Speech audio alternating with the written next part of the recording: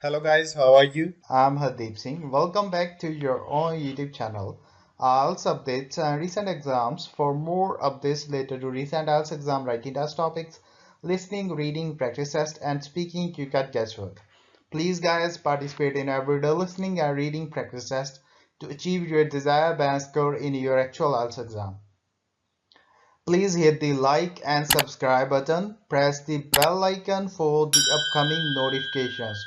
Don't forget like, subscribe and share my YouTube channel and my Facebook page, IELTS updates and recent exams. Part 1. You'll hear a woman talking on the radio about sport aid. First, you have some time to look at questions 1 to 6.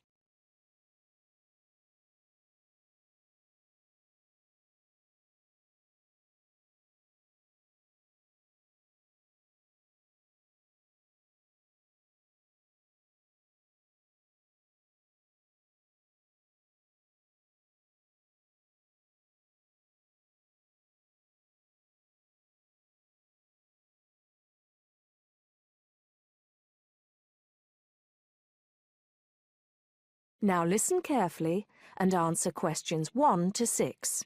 Hello, you're listening to Redgate Radio and I'm Alex Dunbar. As you may know, people in the city will be taking part in Sport Aid this weekend. Here's Liz to tell us more about this event and how you can get involved. Thanks, Alex.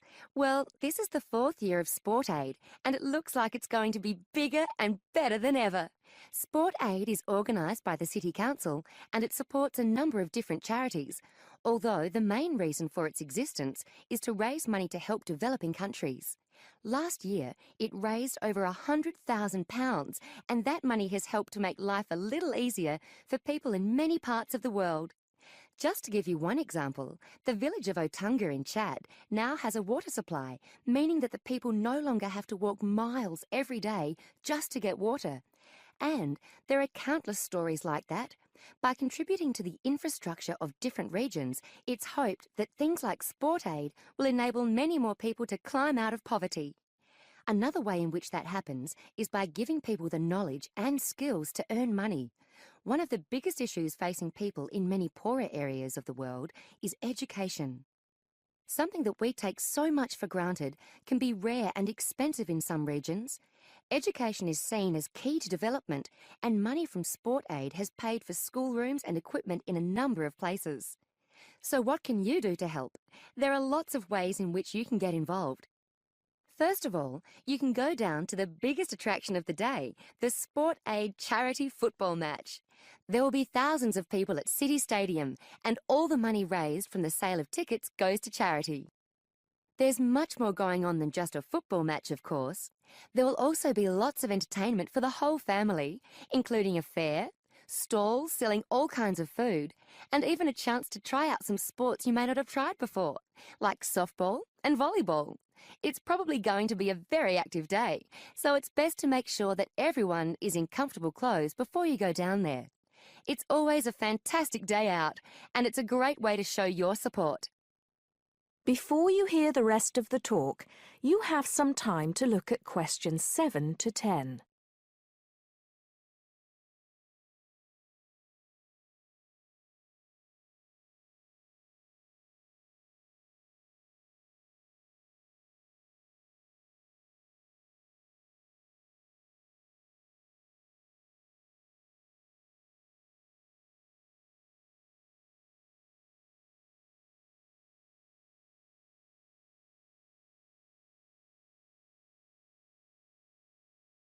Now listen and answer questions 7 to 10.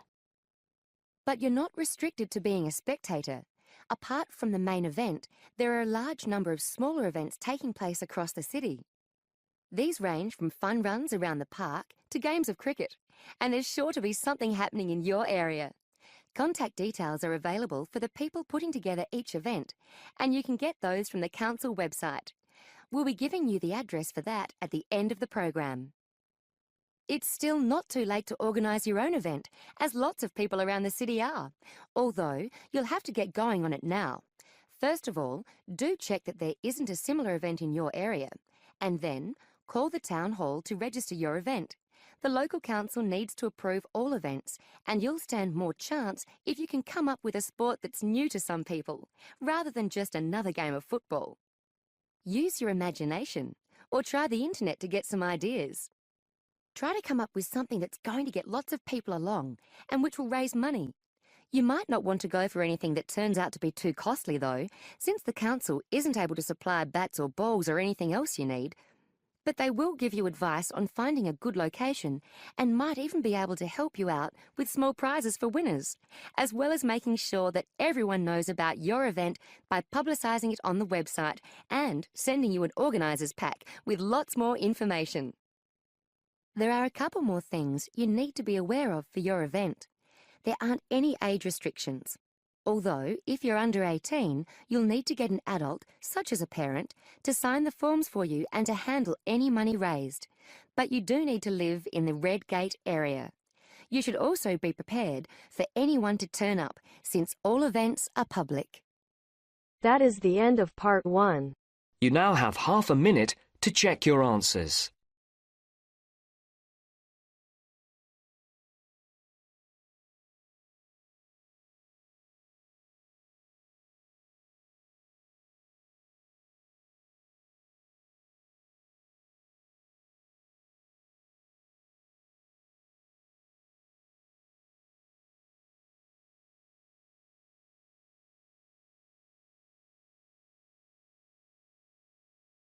Now turns to part 2. You will hear a local radio program about cycling courses in London. First, you have some time to look at questions 11 to 14.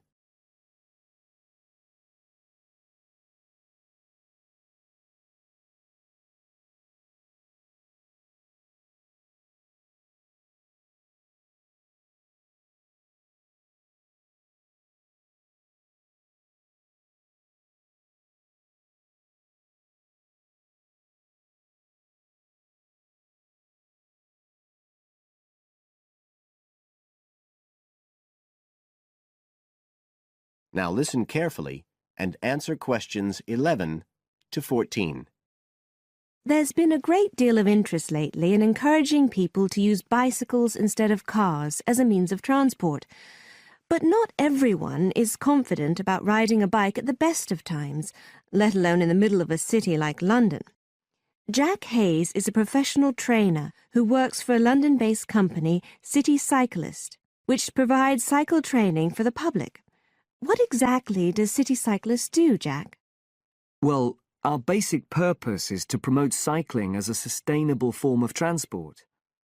We believe the best way to promote cycling is to teach people to use their bikes safely and with confidence. In European countries, people all learned from their parents, and they also learned in school. And when I tell them I teach people to ride bikes, they laugh. They think it's crazy. But here in London, it's completely different. You're approaching the point where a whole generation of people have grown up not being allowed by their parents to cycle because it was considered to be getting too dangerous. And so, in turn, they can't teach their children. We believe in realistic training. So if someone wants to use a bike regularly, say to get to work or school, we aim to train them by teaching them to ride on the actual roads they'll use, so they can develop the basic skills they need and build up their confidence that way. At City Cyclist, we believe cycling's for everyone, no matter what age or level of ability or mobility. We do complete beginners and also advanced courses. That's for urban cyclists who want to deal with things like riding in streets with complicated intersections and things like that. We don't promote the use of personal protective equipment for cyclists, and we endorse the policy of the European Cyclists Federation that parents should be allowed to make an informed choice as to whether or not their child wears a helmet. We believe the key to safe cycling is assertiveness, taking your place on the road. This has to be instilled right from the beginning. Assertive road positioning and behaviour is the key to safe cycling in congested urban environments. Some people are surprised that we don't promote the segregation of cyclists from motorised traffic, but we don't think that's practical in all urban environments. Instead, we teach people to use as much road space as they need to travel safely and effectively. You now have some time to look at questions 15 to 20.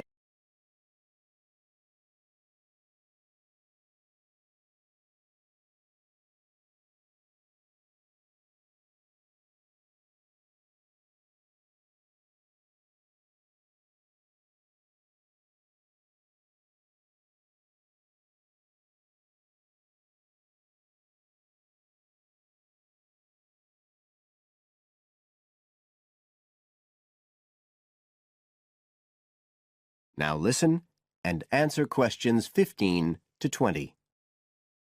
Now, as well as courses for individuals, City Cyclist provides a number of services for organisations. For example, we can deliver fun, safe cycle training activities at schools, arranging courses so that the disruption of curriculum time is kept to a minimum.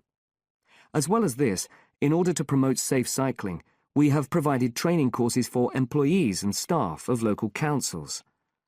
And we are also increasingly looking at developing training courses in companies in order to help employers work towards green transport plans by helping to increase the number of staff cycling to work. Right, so that's a brief summary of what we do. If any listeners would like to find out more about the organisation, you can have a look at our website. That's City Cyclist, CITI, cyclist.co.uk. And in order to book lessons, you can either phone us on 020 7562 4028 or do it online. There's an application form on our website, and you can just download that and send it in. We charge £27.50 per hour for one-to-one lessons, plus £6 for each extra person. So you're looking at just £39.50 for a family of 3, say. If you've never been on a bike in your life before, we reckon we can get you riding in 1 hour, and for most people a course of road training usually takes 3 hours. But whether you're a parent or a child, an individual or an institution, we'll be happy to discuss your special needs and make a programme just for you. That is the end of part 2. You now have half a minute to check your answers.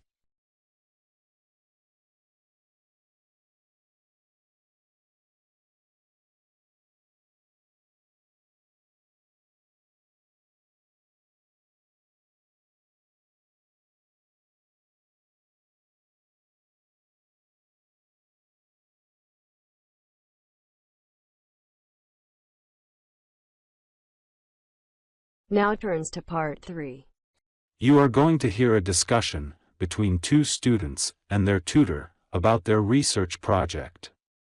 First, you have some time to look at questions 21 to 26.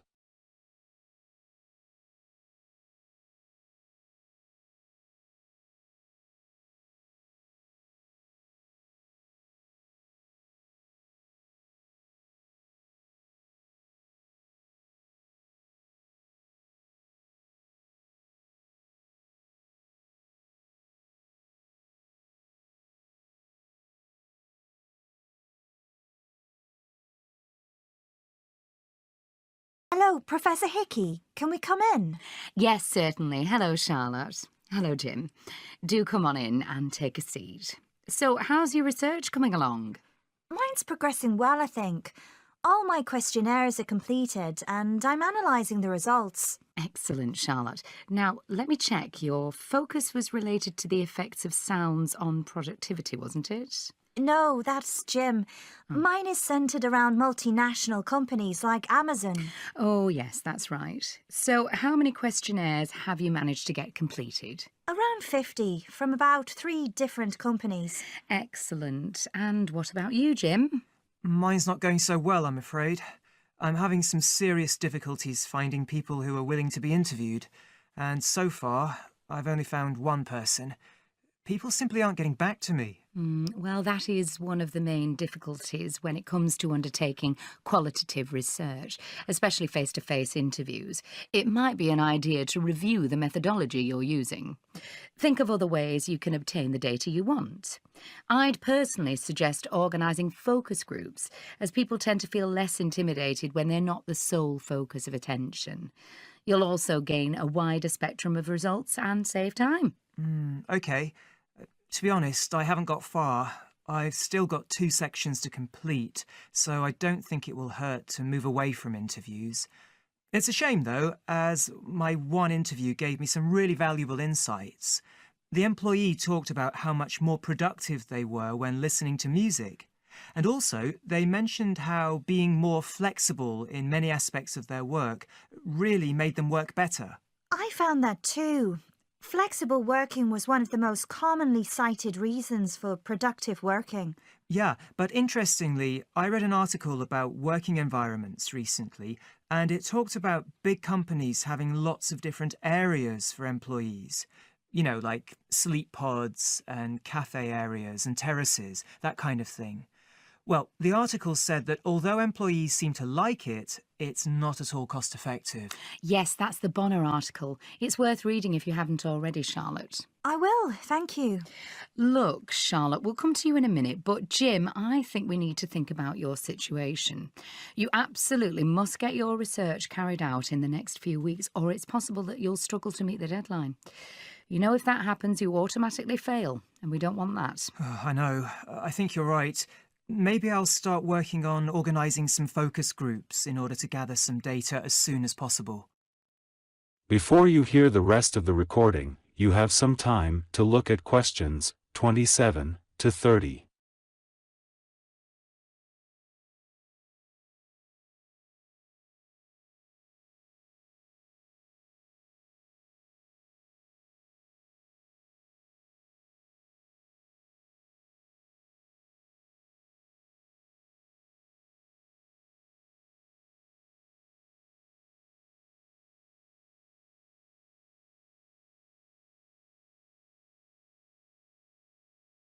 And Charlotte, you say you're analysing the results from your questionnaires now. Are you finding any patterns? Actually, I wasn't sure I'd find anything, but I identified some really clear patterns. I wasn't really expecting that, but I'm pretty pleased. And what have you found? Well, that more up-to-date working environments in all forms. So flexible working, forward-thinking workspaces, things like gyms and gardens, all of them contribute to making a more effective working environment and ultimately making a more successful company. Really? Can you say that? It's not what my research found. Remember that Bonner article? From my reading, I've found that only some of these practices are actually effective. I know I haven't conducted any primary research yet, but I don't think it's such a simple picture.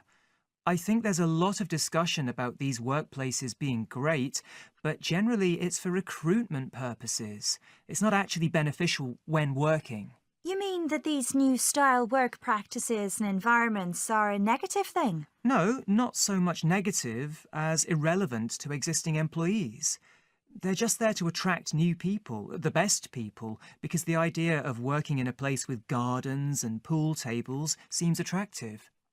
Jim, if you're going to make such strong assertions, you had better support them with readings and research, because remember, your work is only going to have academic value if it's based on evidence. Charlotte, from what I can see here, your research so far is solid. I think you've got good questions on your questionnaire and you've collected some rich data. Remember to analyse the data very carefully when formulating your main points, though. Jim, I want to see you next week, as you're going to need to begin this research with some urgency, so come back with what you've done next Wednesday afternoon. That is the end of part 3. You now have half a minute to check your answers.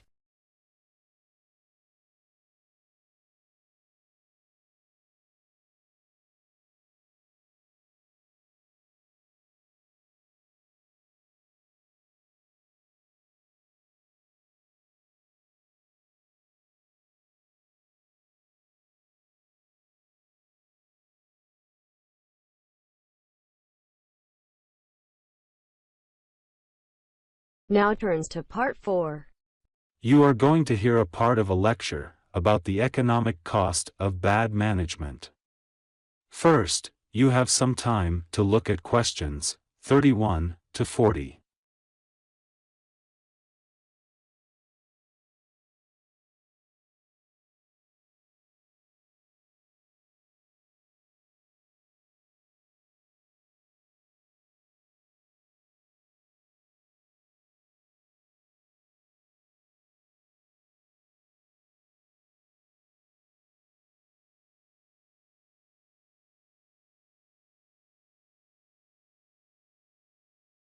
Good morning. My name is Dr. Mervyn Forrest, and I specialize in management techniques and training.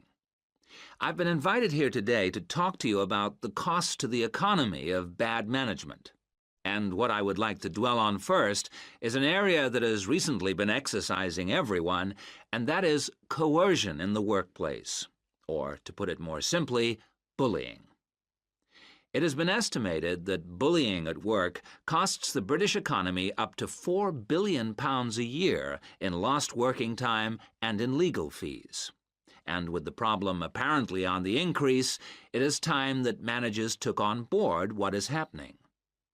I would like to think that what is perceived as bullying is nothing more than lack of experience, insecurity, or lack of awareness on the part of managers, and not a conscious effort to attack someone, but that is perhaps a case of my being naive or over-hopeful. Before we break up into groups to look at the first task on the handout you've got, I'd like to give you a start with some of the main bullying methods that have been identified so far.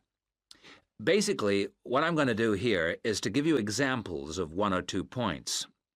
Can you all read the OHP clearly? Yes? Right, off we go.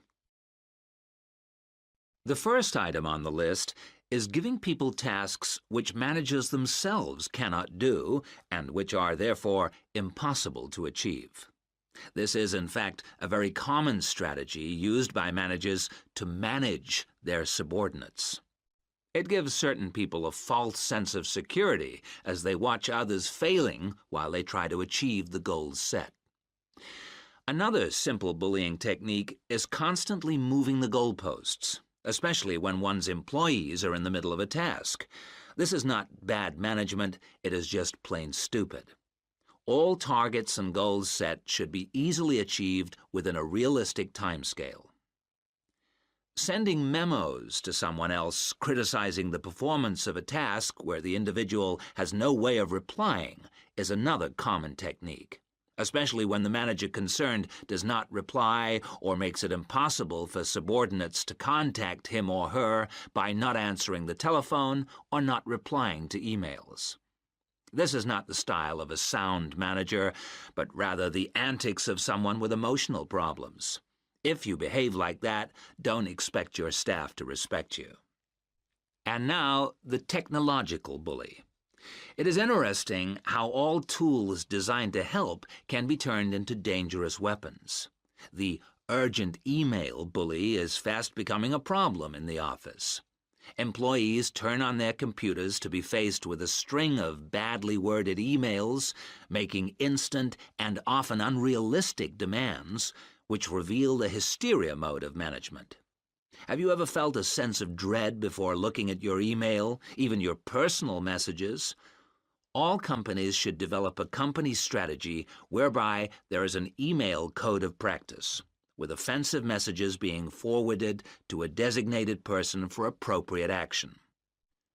I would now like you to break up into groups and brainstorm other bullying techniques which you think you may have experienced, and perhaps, if you're honest, which you have been party to. I can think of at least 9 more bullying strategies. I would also like you to consider ways in which you think that each of the techniques on your list can be countered. Is everyone clear as to what the task is? Yes? Okay. You've got 20 minutes to do this. That is the end of part 4.